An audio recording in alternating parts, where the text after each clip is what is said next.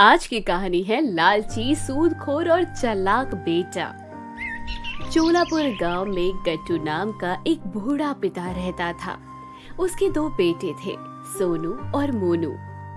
सोनू की पत्नी का नाम चुनरी था और मोनू की पत्नी का नाम रुमाली था। बस बहुत हो चुका पिताजी, आप रोज कल कल करते रहते हैं। आज आपको बंटवारे का फैसला करना ही होगा। बेटा, मैंने पाई पाई जोड़कर ये घर और खेत लिए हैं। अगर तुम लोग इसे बांट लोगे तो मेरी क्या इज्जत रह जाएगी। लोग चार तरह की बातें करेंगे। लोगों का तो काम ही है कहना पिताजी। कुछ करेंगे तब भी वो अपनी जुबान चलाएंगे, नहीं करेंगे तब भी। मैं और रुमाली सोनू भैया और चुनरी भाभी के व्यवहार से तंग आ गए हैं। वो हमसे मजदूरों की तरह काम लेते हैं और खुद मालिक बने फिरते हैं। मालिक बनने के लिए भी बुद्धि चाहिए होती है देवर जी। अगर आपको मालिक बना दिया जाए तो कुछ ही दिनों में आप खेत और घर दोनों चौपट कर दे। फसल उगाना बड़ी बात नहीं है, बड़ी बात है उसे बेचना। कम से कम हमें एक मौका तो दीजिए भाभी, गद्दी पर बैठ राजा की तरह फसलों का सौदा करने की। तभी तो पता चलेगा किसके पास कितनी बुद्धि है। वे चारों आपस में तू तू मैं करने लगते हैं। तभी किसी के दरवाजा खटखटाने की आवाज आती है। अरे महाजन जी, आप यहाँ? हाँ गट्टू, मैं। तुम तो अपनी शक्ल दिखाने से रहे, सोचा मैं ही चलाऊं। इस महीने का ब्याज तुमने अभी तक दिया नहीं है। इस बार फसल कुछ कम हुई है महाजन जी, इसलिए शायद मैं इस बार आपको कुछ न दे पाऊं। तेरी फसल हो या ना हो, उससे मुझे कोई मतलब नहीं है गट्टू। मुझे तो मेरा ब्याज चाहिए बस। अगर इसके लिए तुझे अपना घर बार बेचना पड़े तो वो भी बेच। कैसी बात कर रहे हैं महाजन जी? घर बार बेच दूंगा तो आपका कर्जा कैसे चुकता होगा? सालों से तो ब्याज भर रहा हूँ, लेकिन आपका कर्ज है कि खत्म होने का नाम ही नहीं लेता। तू खाली महीने पर 5-10 हजार देगा तो कर्ज कैसे खत्म होगा? वो सारे रुपए तो ब्याज में ही चले जाते हैं। याद कर, अपनी औरत के बीमारी के इलाज के लिए तूने मुझसे 20,000 लिए थे। चक्रवृद्धि ब्याज लग लग कर आज वो 2 लाख पहुंच गया है। पैसे न होने की वजह से बूढ़ा गट्टू महाजन को ब्याज देने से इनकार कर देता है। चालाक महाजन की योजना सफल हो जाती है। वे बूढ़े के खेत और घर दोनों जब्त कर लेता है। सोनू और मोनू इसकी शिकायत मुखिया जी से करते हैं। मुखिया महाजन के पक्ष में फैसला सुनाता है। देखो सोनू, महाजन जी के पास बूढ़े गट्टू के हस्ताक्षर किए हुए कागजात हैं, इसलिए महाजन जी ही सही साबित होते हैं। तुम्हारे पिता को हस्ताक्षर करने से पहले ये सब सोचना चाहिए था। मुखिया बूढ़े गट्टू को जेल में बंद करवा देता है। अरे महाजन जी, हमारे ऊपर दया करिए। अगर मुकदमा ही करना है तो मेरे खिलाफ करिए, बाबूजी को छोड़ दीजिए। ठीक है, तुम लोग मेरे मूलधन और ब्याज को लौटाओ और अपने बापूजी को छुड़ा ले जाओ। कैसे लौटाएंगे आपके पैसे महाजन जी? आपने तो हमारे खेत और घर दोनों हमसे छीन लिया है। वही तो हमारे कमाई का एकमात्र जरिया थे। सोनू और मोनू जिन खेतों और घरों के बंटवारे के लिए आपस में लड़ते झगड़ते रहते थे, वे दोनों ही अब उनके पास नहीं थे। इसलिए सोनू दूसरे के खेतों में मजदूरी करने लगा था और मोनू एक दुकान में चाय बेचता था। चाय ले लो, चाय, गर्मा गर्म चाय।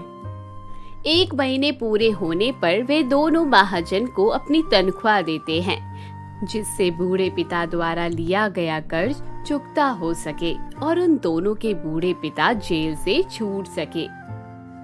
हाँ, तो तुम लोगों ने मुझे कुल 6,000 रुपए दिए हैं।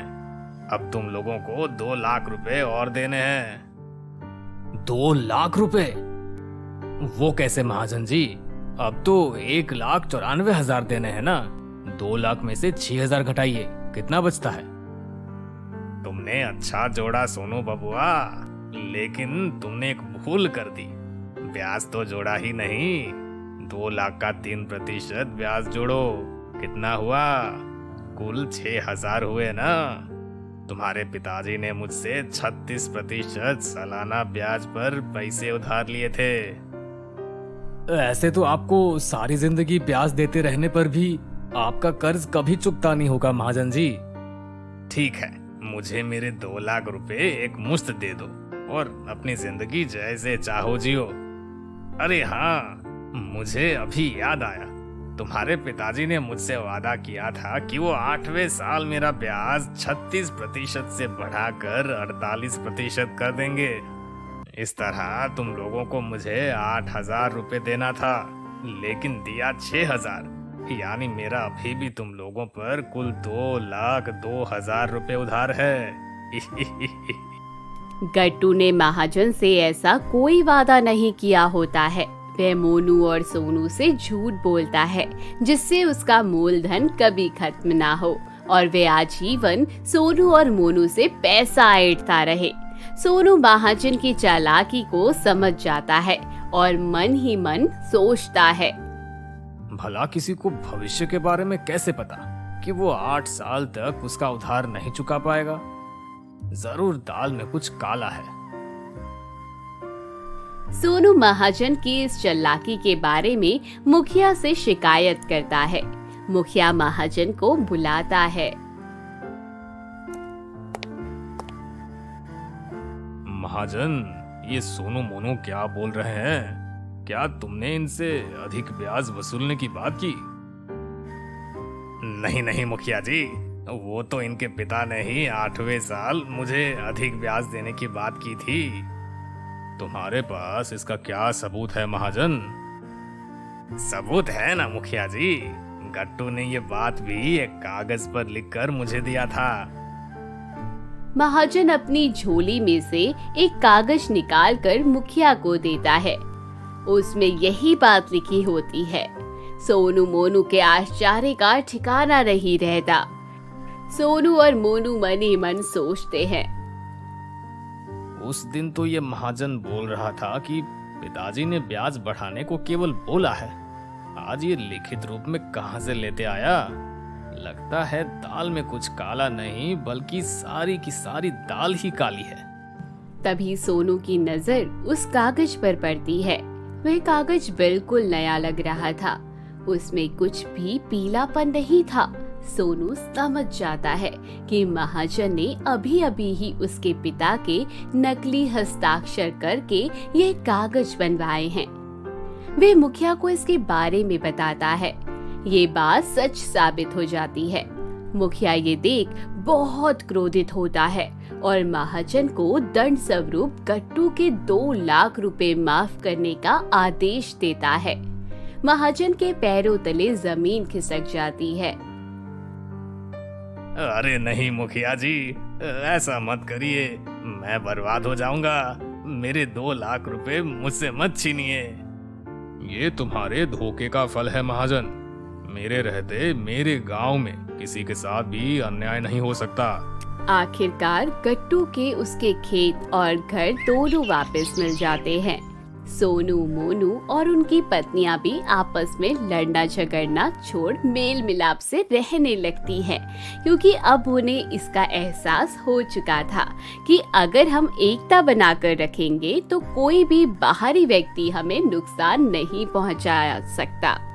तो दोस्तों, कहानी यहीं खत्म होती है। कहानी कैसी लगी कमेंट बॉक्स में जरूर बताइए। चैनल को जरूर सब्सक्राइब कीजिए।